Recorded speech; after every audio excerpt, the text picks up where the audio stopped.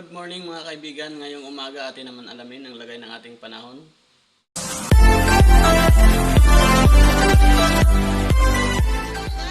Kumusta po?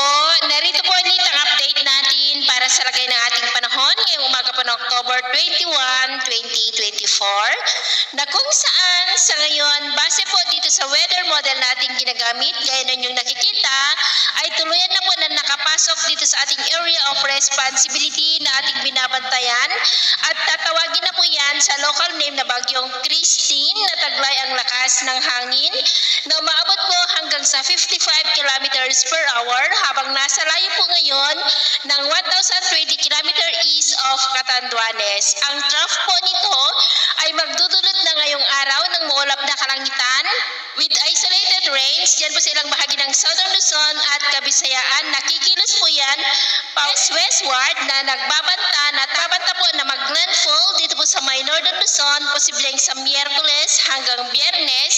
Pero posible pa po ang mga pagbabago kaya patuloy lamang po natin nababantayan yan lalo na at nandyan pa rin sa may karagatan.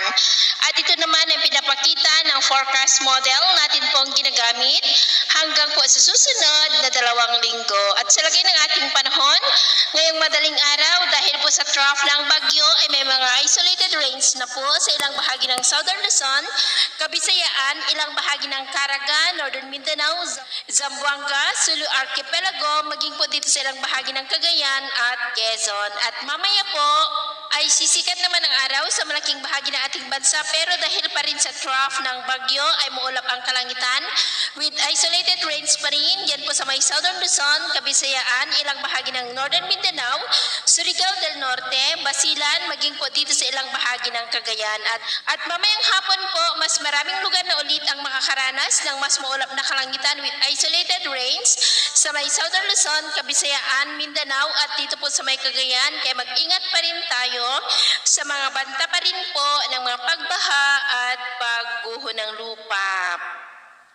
At sa atin naman pong mga baybayin, dahil po sa bagyo ay iwasan na muna natin ang papalaot sa buong silangang baybayin ng ating bansa, maging po sa extreme Northern Luzon seaboard at maging po sa Northern seaboard ng Cagayan dahil ang mga alon po dyan ay posibleng aabot hanggang sa 7 to 10 feet.